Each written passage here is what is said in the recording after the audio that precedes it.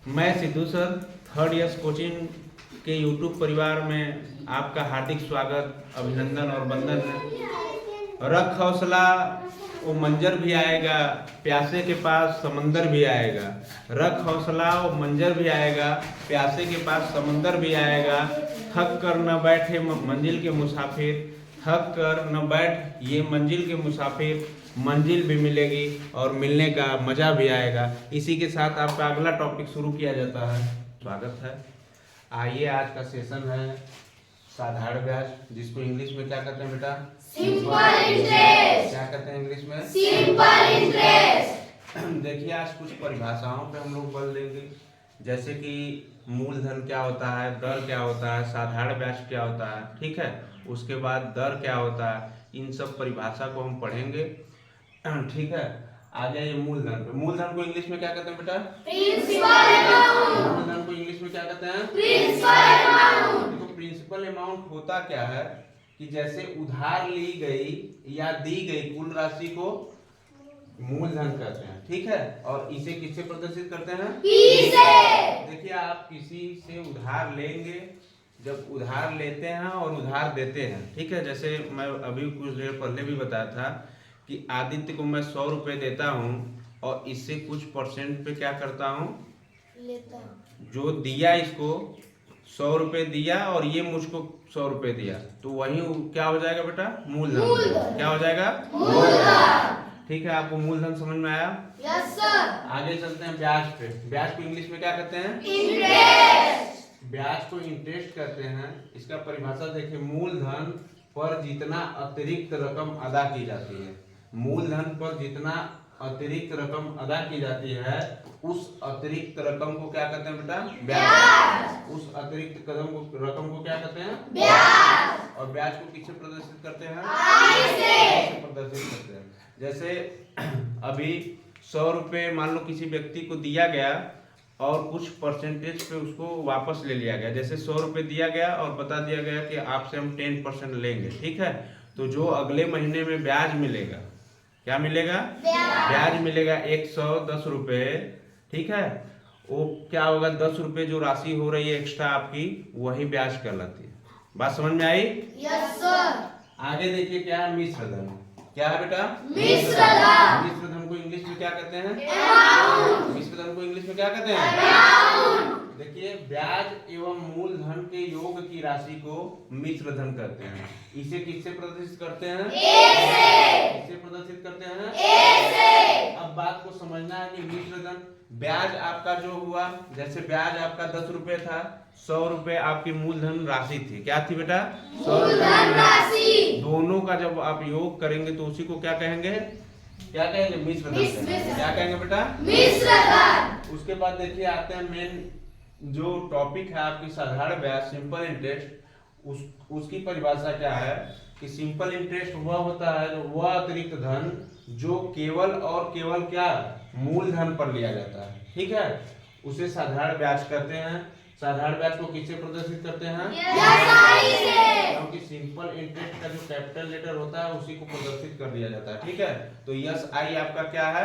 Yes I से प्रदर्शित करते हैं साधारण ब्याज। जैसे किसी व्यक्ति को हम 100 रुपये दिए और 100 रुपये उससे वापस ले लिए, तो ये आपका क्या रहा? सिंपल इंटरेस्ट रहा, उस पर कोई ब्याज नहीं जुड़ा। बात समझ में आई? Yes sir. अब कुछ प्रश्न आते रहेंगे और इसके लिए सूत्र की हमें बेहद आवश्यकता पड़ती है, ठीक है। जब सूत्र की हमें आवश्यकता पड़ती है तो इसके लिए देखो, साधारण ब्याज का सूत्र होता है। साधारण ब्याज का सूत्र होता है, देखिए, पी अपन क्या है? 100। अपन क्या है बेटा? 100। पी का मतलब क्या हो गया? मूलधन। और आर का मतलब दर होता है और टी का मतलब होता है वर्ष या समय, ठीक है। तो कोई पूछेगा साधारण ब्याज बराबर क्या होता है, तो बताओ। पीआरटी बटा 100। पीआरटी बटा 100। मूलधन गुणे दर गुणे समय बटा 100। उसके बाद एक कभी कभी परीक्षा में आ जाता है कि मिश्र धन बराबर क्या होता है। तो मिश्र धन को किससे प्रदर्शित करते हैं? ए से। देखो, मिश्र धन बराबर क्या होता है? मूलधन प्लस साधारण ब्याज, ठीक है।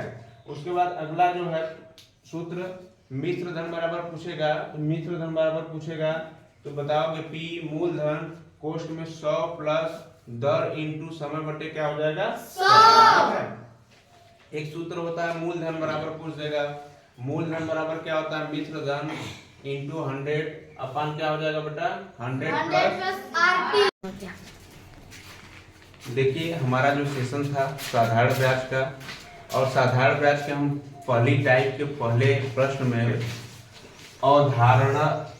अवधारणात्मक प्रश्न में आपका हार्दिक स्वागत है। देखिए पहला जो प्रश्न है, कितने वर्षों में 12% वार्षिक दर से 3000 रुपए का साधारण ब्याज 1080 रुपए हो जाएगा। ठीक है, ऐसे प्रश्नों को हम कैसे हल करते हैं? देखिए क्या पूछ रहा है, कितने वर्षों में। तो कितने वर्ष हमको पता नहीं है, तो टाइम हमारा क्या हो गया हमको पता नहीं है। दूसरी बात देखो 12% वार्षिक दर, रेट जो हमारी कितनी है 12%, तो रेट को R से प्रदर्शित करते हैं। रेट कितना बेटा 12%। अब देखिए क्या 3000 रुपए का साधारण ब्याज 1000 रुपए हो जाएगा। साधारण ब्याज कितना दिया बेटा, साधारण ब्याज कितना दिया है 1080 रुपए, और मूलधन कितना दिया है 3000। 3000 रुपए से शुरू कर रहा है तो मूलधन हमारा क्या हो जाएगा 3000। तो मूलधन कितना हो गया बेटा 3000। मूलधन हमारा हो गया 3000। अभी देखो एक सूत्र हम बताए थे, साधारण ब्याज बराबर क्या बताए थे बेटा, साधारण ब्याज बराबर क्या बताए थे, साधारण ब्याज बराबर PRT बटे क्या बताए थे 100 बताए थे कि नहीं बताए थे? अब देखो ये साई कहीं दिख रहा है, साधारण ब्याज कितना दिख रहा है बेटा 1080, और मूलधन हमारा कितना है मूलधन यहाँ पे क्या लिखोगे 3000, और इंटू बीच में कुछ नहीं रहता तो गुणा रहता है, उसको बोलते हैं क्या इंटू। इंटू। यहाँ पे क्या हो जाएगा गुणा। और हमारा R क्या है बेटा 12%। कितना है 12%। यहाँ पे क्या लिखोगे 12%। बीच में कुछ नहीं है तो क्या लिखेंगे इंटू। इंटू लिखेंगे। यस और सर। T का मान कितना दिया है कुछ नहीं है। T को क्या किया है पूछा है, T को क्या किया है पूछा है। और बटे कितना होगा 100। 100 लिख दीजिए यहाँ पे। अब देखिए पाठांतर करना है, काटना है, कैसे काटते हैं देखो, ये 2 जीरो से 2 जीरो क्या होगा बेटा कट जाएगा। कट जाएगा कि नहीं कट जाएगा। Yes sir. अब देखिए 1080 और इसको गुणा कीजिए 12 तिहाई 36, ये कितना हो जाएगा बेटा 12 तिहाई 36, ये जीरो बढ़ा दीजिए और इंटू क्या हो गया T हो गया। सही है कि गलत है सही है। अब देखिए इसको काटिए, 0 से 0 ये क्या होगा कट कट जाएगा, जाएगा। और 36 से 108 को काटिए कितनी बार में कटेगा 108 अपान 36 बराबर T, काटिए इसको 6 से आके 36, 6 कम 6 6 अठे 48, 6 तिलिका 18। तो आपका जो समय लगा कितने वर्ष लगा बेटा 3 वर्ष। 3 वर्ष का क्या लगा समय। समय लगा। ठीक है, थैंक्स फॉर वॉचिंग।